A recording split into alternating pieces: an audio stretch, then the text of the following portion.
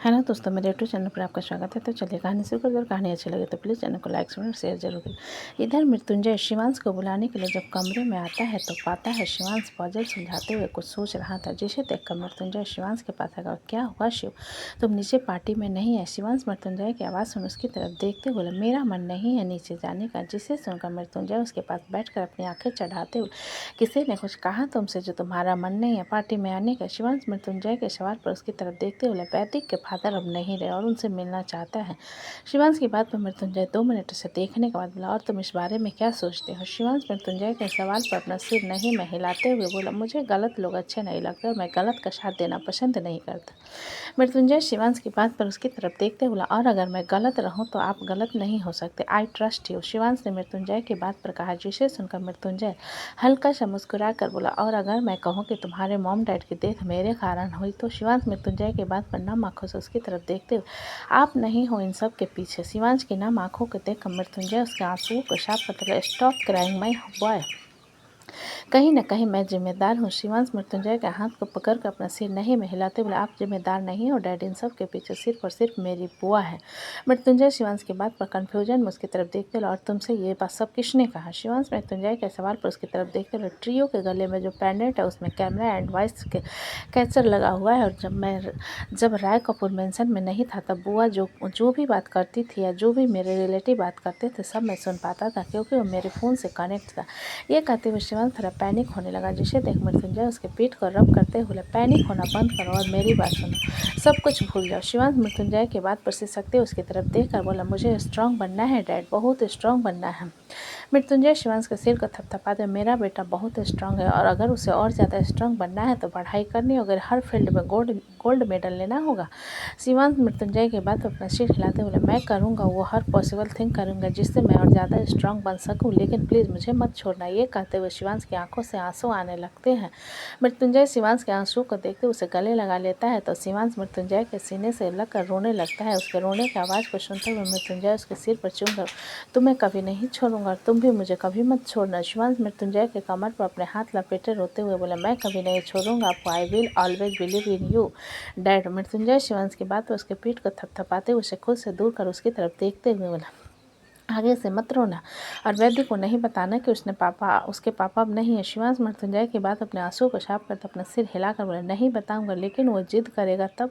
मृत्युंजय शिवांश की बात पर गहरी सांस फूंककर, जब वो इस बारे में पूछेगा तब हम सोचेंगे, लेकिन जब तक कुछ ठीक चल रहा है चलने दो। ये सुनकर शिवांश मृत्युंजय की तरफ देखते हुए बोला, ऐसा नहीं होता डैड, सिचुएशन चाहे जैसे भी हो समय के साथ चीज़ों को सुलझा लेना चाहिए, क्योंकि जितना वक्त लगता है चीज़ और उलझती जाती है। शिवांश की बात पर मृत्युंजय अपना सिर हिलाकर बोला, ठीक है, हम बहुत जल्दी इस बारे में बात करेंगे, लेकिन जाओ रेडी हो जाओ। मृत्युंजय के बात पर शिवांश अपना सिर हिला देता और अपने कपड़े लेकर वॉशरूम की तरफ चला जाता। वहीं वैदिक, जो कि उन दोनों को बुलाने के लिए ऊपर आया हुआ था, सारी बातें सुन चुका था और उसकी आंखों से आंसू आ रहे थे और वो अपने मुंह पर हाथ रखे रो रहा था। जब दीपांजलि वहाँ आ जाती है और वैदिक को रोता हुआ देखकर थोड़ी डरते हुए कहती है, क्या हुआ वैदिक? वैदिक दीपांजलि की आवाज़ सुन जल्दी से उसकी तरफ पलट कर अपने आंसुओं को साफ करते हुए अपना सिर नहीं में हिलाकर बोला, कुछ भी नहीं। वैदिक के झूठ को सुनकर दीपांजलि उसके सामने आते हुए बोले, झूठ बोल रहे हो, मैंने देखा तुम रो रहे थे। दीपांजलि के बाद फिर वैदिक अपना सिर नहीं में हिलाकर, मैंने कहा ना, कुछ नहीं हुआ। दीपांजलि वैदिक के बाद उसके हाथ को पकड़ते हुए, क्या तुम्हें किसी ने डांटा? वैदिक दीपांजलि के बाद पर नम आंखों से उसकी तरफ देखने के बाद अपना सिर नीचे झुका कर बोला, मुझे किसी ने नहीं डांटा, तो तुम रो क्यों रहे हो? दीपांजलि ने प्यार से पूछा, जिसके जवाब में वैदिक दीपांजलि की तरफ देखते हुए अपनी आंखों में आंसू लिए बोला, मेरे पापा मर गए और मुझे इस बारे में किसी ने नहीं बताया। दीपांजलि वैदिक के बाद हैरान होते हुए, तुमसे ये किसने कहा? ब्रो और शिव इस बारे में बात कर रहे थे, मैंने सुना, वैदिक ने सिसकती हुई आवाज़ में कहा। जिसे सुनकर दीपांजलि कुछ पल चुप रही। जब मेरी मॉम मेरे साथ नहीं थी तब डैडा मुझसे बिल्कुल मॉम जैसा प्यार करते थे और मेरे सारे रिलेटिव भी मुझसे बहुत प्यार करते थे। जब उन्हें पता चलेगा कि तुम्हारे पापा नहीं है, वो भी तुमसे बहुत प्यार करेंगे। दीपांजलि के बाद पर वैदिक उसकी तरफ देखते हुए बोला, तुम बेवकूफ़ हो।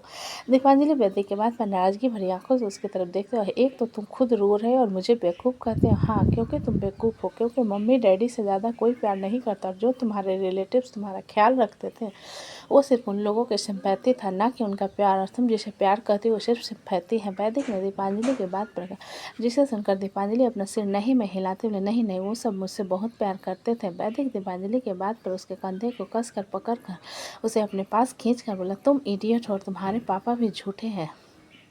जिसे देखकर दीपांजलि वैदिक का हाथ घटाने की कोशिश, वैदिक तुम ठीक नहीं कर रहे हैं, अपने हाथ हटाओ, मुझे दर्द हो रहा है। वैदिक दीपांजलि के कंधे से झटकते हुए बोले, मेरा दिमाग अभी अच्छा नहीं है, तुम मेरे सामने मत आना वरना मैं तुम्हें मार दूंगा। इतना कहकर वैदिक गुस्से में वहाँ से चला जाता है। दीपांजलि जाते हुए वैदिक को देख कर मुँह बनाते हुए, पागल लड़का। इतना कहने के बाद दीपांजलि मृत्युंजय और शिवांश को बुलाने कमरे के अंदर चली जाती।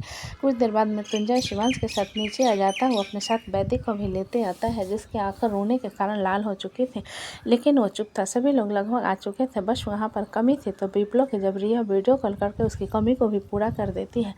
रिया लिविंग हॉल में लगे टीवी से अपना फ़ोन कनेक्ट कर विप्लव को बोली, देख हम सब यहाँ पर शामिल है, बस तेरी कमी है। विप्लव जिसने अपने बालों को पोनीटेल में बांध रखा था सब लोग की तरफ देखते हुए बोला, आप लोगों के चेहरे की चमक को देख कर लगता है कि मेरा रहना और न रहना दोनों बराबर है। सुधांशु स्क्रीन के सामने आते हुए विप्लव की बात में बोला, किसी को फ़र्क पड़े ना पड़े, लेकिन मुझे ज़रूर फ़र्क पड़ रहा है, जल्दी आ जा। विप्लव सुधांशु के बात सुनकर बोला, क्यों तू शादी कर रहा है क्या?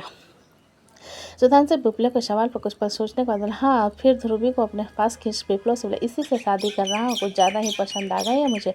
सुधांशु के बात पर ध्रुवी हैरानी से उसकी तरफ देख रहे और बाकी सब लोग भी उनको हैरानी से देखने लगे। वहीं विप्लव उन दोनों को देखकर अपने दांत दिखाते हुए, शादी की जल्दबाजी है, मतलब लिटिल सिद्धू और ध्रुवी की तैयारी चल रही है। जिसे सुनकर रचना स्क्रीन के सामने आते हुए विप्लव को घूर कर, तुम्हारी बेशर्मी कभी खत्म नहीं होती ना, सब सुन रहे हैं, ऐसे मत कहो। रचना के बात पर विप्लव जल्दी से बोला, मॉम मुझे आपसे कहना था कि प्लीज़ यार वो अचार भिजवा देना जो आपके पिछले मंथ भिजवाए थे। ये सुनकर रचना अपना सिर हिलाते हुए बोली, ठीक है और चुप रहो, बाद में बात करेंगे इस बारे में, चलो हैप्पी बर्थडे कहो। रचना की बात पर विप्लव चित्रांग की तरफ देखते हुए बोले, हैप्पी बर्थडे ब्रो।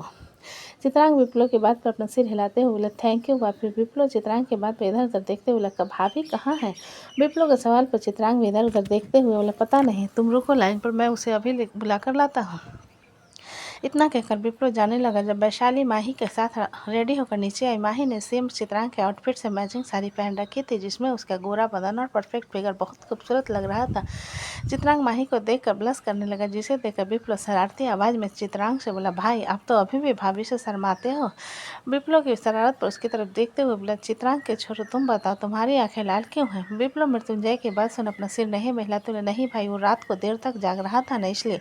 मृत्युंजय गहरी नज़र से विप्लव की तरफ देखता है तो विप्लव नज़रें चुराने लगता है, जिसे देखकर मृत्युंजय चित्रांग की तरफ देखते हुए कहता है, चलो केक कट करते हैं। चित्रांग मृत्युंजय की बात पर अपना सिर हिला देता है और वैदिक माही के साथ केक कट करता है। सभी लोग उन लोगों के लिए ताली बजाते हैं। चित्रांग केक कट करने के बाद सबसे पहले वैदिक को खिलाते हैं तो वैदिक छोटा सा केक खा लेता है। उसके बाद चित्रांग घर के बड़ों को केक खिलाने के बाद मृत्युंजय और बाकी सबको केक खिलाती है, लेकिन माही को नहीं खिला, जिसे देखते हुए वैशाली चित्रांग से, हम सबको तो केक खिला लिए देवर जी, लेकिन तुम्हारी बीबी को कौन खिलाएगा? विप्लव वैशाली की आवाज़ सुनकर जोर से बोला, वैशाली वैशाली। विप्लव के चिल्लाने की आवाज़ पर स्क्रीन के सामने जाते हुए बोले, तुम तो बिल्कुल लड़की की तरह चमक रहे हो भाई, सिर्फ 9 महीना में तुम्हारा चेहरा कितना चमक गया है, लेकिन बाल काहे बढ़ा रखा है?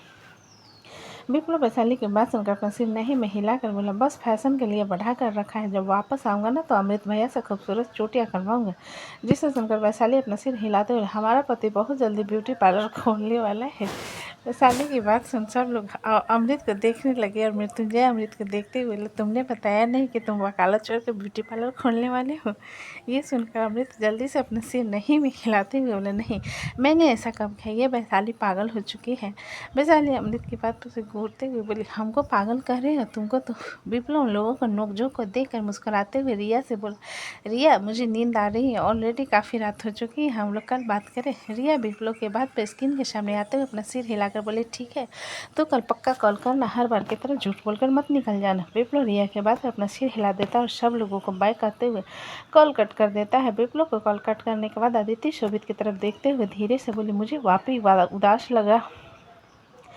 सुमित अदिति के बाद अपना सिर नहीं में हिला कर, तुम ज़्यादा सोच रही हो, ठीक है। अदिति सुमित के बाद अपना और ज़्यादा जिद नहीं करती। इधर समृति अभी भी ऋतिक की गोद में बैठे उसके बालों को खेलते हुए गुनगुना रही थी। जब वो एकदम से उसके बाल को खींच देती है समृति, अचानक बाल को खींचने पर ऋतिक को काफ़ी दर्द होता है और वो समृति को घूरते हुए कहता, बाल क्यों खींच रही हो। समृति ऋतिक की बात के बिना जवाब दिए फिर से उसके बाल को खींचने लगी, जिसे देखकर ऋतिक उसके हाथ को पकड़कर थोड़े गुस्से में बोला, कह रहा हूँ ना बाल मत खींचो वरना नीचे उतार दूंगा। समृति ऋतिक के हाथ को पकड़ने पर अपने हाथ को पीछे लाने की कोशिश करते हुए बोले, छोड़ो। ऋतिक समृति के हाथ को छोड़ते उसे घूर कर बोला, दोबारा मेरे बाल मत खींचना। समृति ऋतिक के बात पर मुंह बनाते उसके गोद से उतरने लगे, जिसे देख ऋतिक उसे नीचे उतार देता और समृति ऋतिक के पैंट में अपने चेहरे को पोंछते हुए कहते, छाला डांटा। ये सुनकर ऋतिक समृति को अपने सामने लाते हुए, क्या कहा तुमने। समृति ऋतिक के बाद पर उसकी तरफ देखने के बाद इधर उधर देखने लगी। जब उसकी नज़र मृत्युंजय पर गई, जिसे देखने के बाद समृति की आंखें चमक उठी और उसकी तरफ जाने लगी, जिसे देख ऋतिक उसके हाथ को पकड़ते बोले, मैंने पूछा तुमने गाली दी मुझे। प्रकृति जो कि केक एंजॉय करते हुए सब लोगों से बातें कर रहे थे, ऋतिक के स्ट्रिक्ट आवाज़ पर उसकी तरफ देखते बोले, क्या हुआ। ऋतिक प्रकृति के बाद में समृति की तरफ इशारा करते बोले, शी कॉल मी शाला। जिसे सुनकर प्रकृति हल्का सा हंसते बोले, हाँ हाँ हाँ तो क्या हुआ, छोटी बच्ची है, गलती से कह दिया होगा। प्रकृति के बाद पर ऋतिक समृति की तरफ देखते हुए बोला, आइंदा से गाली मत देना। समृति ऋतिक से अपने हाथ को छुड़ाने की कोशिश करते हुए छोड़ो। ऋतिक समृति के बाद पर उसके हाथ अपनी पकड़ मजबूत करते हुए बोले, जो कहा उसका जवाब दो। समृति ऋतिक के पकड़ पर गुस्से से बोले, छाला छोड़ो। ये सुनकर ऋतिक अपने दांत पीसते हुए समृति को घूर कर फिर से बोलो। समृति ऋतिक को गुस्से में घूरते हुए बोली, छाला। मृत्युंजय ऋतिक के चेहरे का एक्सप्रेशन को बदलता हुआ देख उसके पास आ उसकी गोद से समृति को लेते हुए, अरे बच्ची है, तुम इतना गुस्सा क्यों कर रहे हो। ऋतिक मृत्युंजय के बात पर सोफे से खड़ा और समृति की तरफ इशारा करता, इसे ये सब किसने सिखाया और कोई उसे ऐसी गाली देने से मना क्यों नहीं करता। मृत्युंजय ऋतिक के बात पर उसकी तरफ देखते हुए बोला, बच्ची है, धीरे से सुधर जाएगी। जिसे सुनकर ऋतिक गहरी सांस भर कर बोला, सॉरी टू से बट इन सब चीज़ों को बचपन में बढ़ावा देने पर अगर पेरेंट्स ये सोचे कि बेटा या बेटी बाद में सुधर जाएगा, वो गलतफहमी होती है। वैशाली ऋतिक के बात पर अपना सिर हिलाते हुए बोली, बिल्कुल सही, तुम्हारे माँ बाप ने भी यही सोचा हुआ ना कि तुम सुधर जाओगे बड़े होकर, लेकिन कहाँ, तुम तो गुंडा बन गए, इसलिए तुमको भाव नहीं देते। अमृत वैशाली के बाद उसके पास आकर उसके मुंह पर हाथ रखते हुए, तुम चुप रह सकती हो क्या। वैशाली अमृत के हाथ को अपने मुंह से हटाने की कोशिश कर, हम काहे चुप रहे, बेमतलब का हमारी बेटी पर चिल्ला रहा है। ऋतिक वैशाली की बात पर उसकी तरफ देखते हुए बोला, वैशाली मैं चिल्ला नहीं रहा हूँ समृति पर, आई लव हर, लेकिन इस उम्र में बच्चे वही सीखते हैं जो वो देखते हैं और सुनते हैं। उसके गाली देने पर अगर तुम उसे रोकोगी नहीं तो फ्यूचर में और कुछ एक्सपेक्टेड मत करना। और जहाँ तक बात है मेरे माँ बाप की, हाँ मैंने उसे खो दिया है, इसलिए मुझे परवरिश देने वाला कोई नहीं था। प्रकृति ऋतिक की आवाज़ को लोनली महसूस कर उसके पास आ उसके हाथ को पकड़ते हुए ऋतिक प्रकृति की तरफ एक नज़र देखने के बाद अपना सिर नहीं में हिला। मृत्युंजय की तरफ देखते हुए, बर्थडे पार्टी खत्म हो चुकी है, रात भी हो चुकी है, प्रकृति को ज़्यादा देर तक जगना अलाउड नहीं है, अब मैं जाने की इजाज़त चाहूँगा। मृत्युंजय ऋतिक के बाद उसे हाथ दिखा समृति की तरफ देखते हुए बोला, समृति अंकल से सॉरी कहो। समृति मृत्युंजय के बाद पर छोटा सा मुंह बनाकर ऋतिक की तरफ अपनी दोनों बाहें बढ़ाते हुए बोली, होगी। ऋतिक समृति के बाद पर उंगली दिखाते हुए, अगर आइंदा से गाली दोगी तो मुझसे बात करने की कोशिश मत करना। समृति ऋतिक की उंगली को देखकर उसे पकड़ते हुए बोली, नहीं दूंगी छौली डड्डा। ये सुनकर ऋतिक समृति के फूले हुए गाल को टच करते हुए मुस्कुरा कर बोला, वेरी गुड। समृति ऋतिक की उंगली पर किस कर लेती है और फिर से मृत्युंजय के सीने से लग जाती। ऋतिक चित्रांग के एक बार फिर विश करके प्रकृति को लेकर घर के लिए निकल जाता है और चिराग भी प्रथा को लेकर घर के लिए निकल जाता है। सभी लोग धीरे धीरे जाने लगे। जब कशिश इधर उधर देखते हुए नित्या की तरफ देख कर बोला, राशि कहाँ है। नित्या कशिश की बात पर अपना सिर नहीं में हिलाकर, अभी तो सोफे पर बैठी थी, इतनी जल्दी कहाँ चली।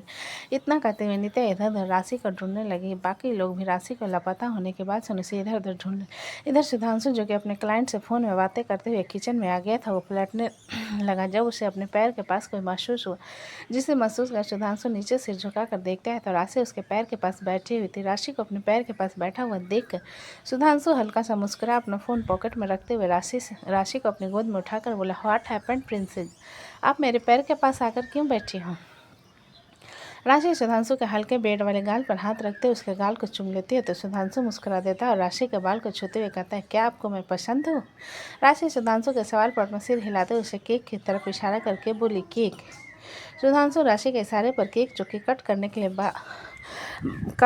के बाद बचा हुआ था उसे लाकर किचन में रख दिया गया था। उसे देखते हुए राशि से बोला, अच्छा तो आप यहाँ पर मेरा पीछा करते हुए नहीं बल्कि केक का पीछा करते हुए आई हैं।